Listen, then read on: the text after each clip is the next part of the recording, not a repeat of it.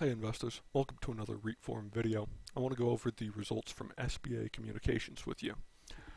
So they just reported the Q2 2025 results, and their AFFO attributable to SBAC came in at $3.15, beat the estimates by 2 cents, pretty good. Moreover, they increased their guidance for the year by 0.95%.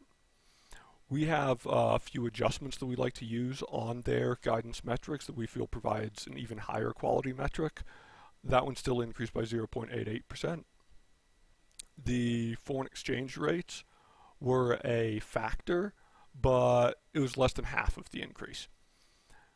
This is also back-to-back increases for SBAC. Now, if you don't refer to a company by whatever sound their ticker makes, I don't know why you give them extra syllables.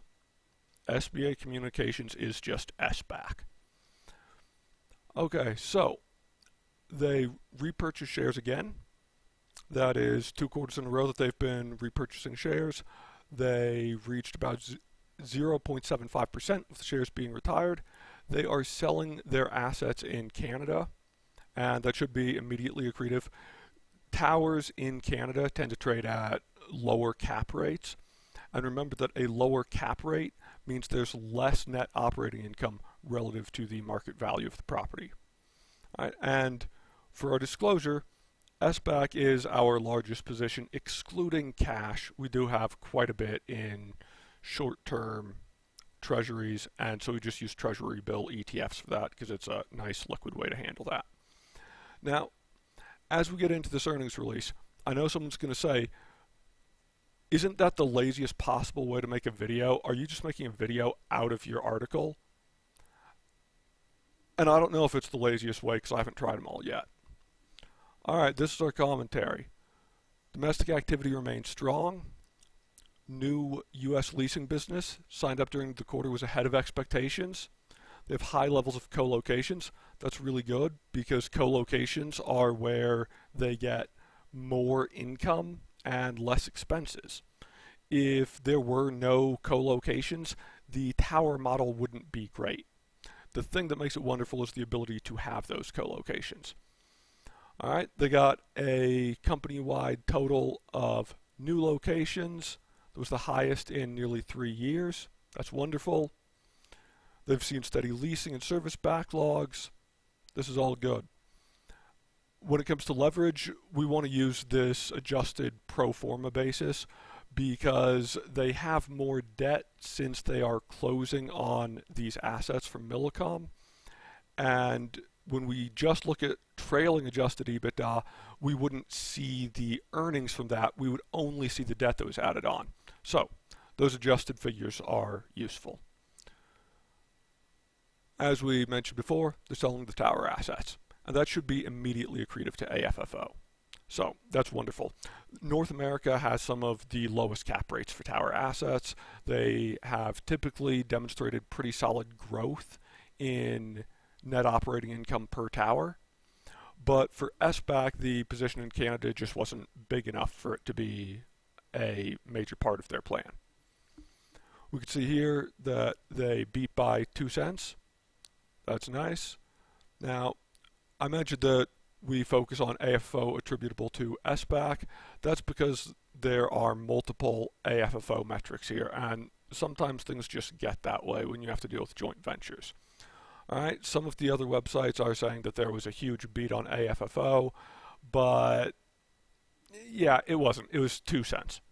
All right, now that's still good. No one should be complaining about beating on AFFO by 2 cents. That's a solid quarter. All right, going to scroll down again. So, guidance is up 12 cents. That's 0.95%. The press release says 13 cents. That's fine. It's just a rounding error.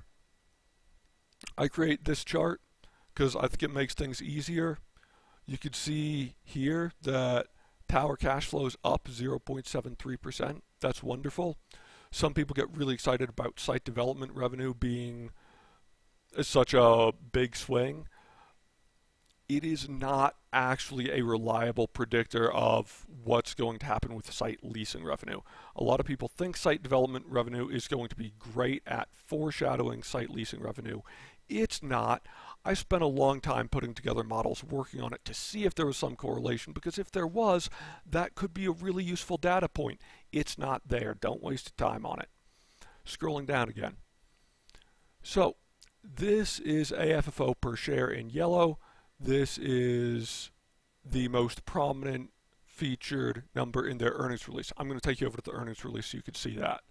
This is the earnings release. Okay, see up here? This is where they're saying 3.17. This is the number they always put at the top. It's not the most useful number. It's not the number that analysts are using for their comparison on consensus estimates.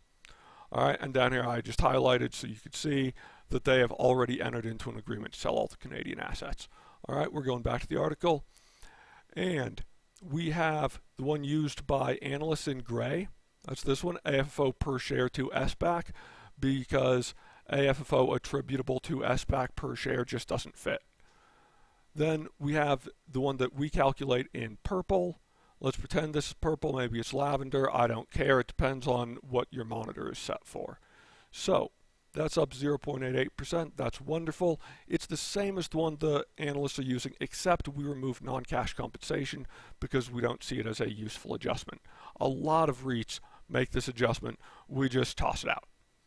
All right, going down, currency exchange rates. Okay, it was the difference between raising by 12 cents, what they raised by, and raising by 8 cents. That's what they would have raised by if they didn't have the currency exchange tailwind.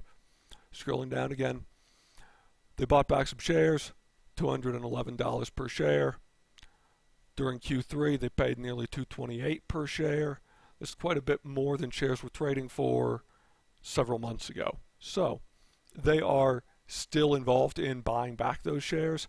I expect if we continue to see prices go up, we'll see the buyback become far less aggressive, and that would make sense. The objective here is to buy the shares when they get just absurdly cheap. And we called out that they were absurdly cheap for quite a while. All right, they have a lot of cash because they don't pay out a huge dividend. So that's how they're able to afford the buybacks. It's not like they have to take on a whole bunch of debt leverage. They have an enormous amount of free cash flow each year because they have a low dividend rate. They're able to have a low dividend rate because they have enough depreciation on their assets to keep their taxable income down. So it all works out nicely. That's how REITs can get around the requirements for paying out a bigger dividend. We're going to scroll down again. Here we've got the fact that they were leaving Philippines and Colombia, and now they are leaving the Canadian market. This is all good for investors.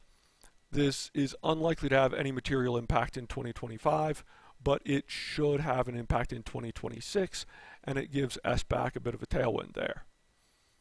All right, that's our article. These are the other ETFs that I like to use for storing my cash in treasury bills. Thank you for watching. Hope you enjoyed the video. Please give it a thumbs up. Hit the subscribe button. It feels good when I see people actually subscribe to the YouTube channel. Okay, thanks guys. Bye.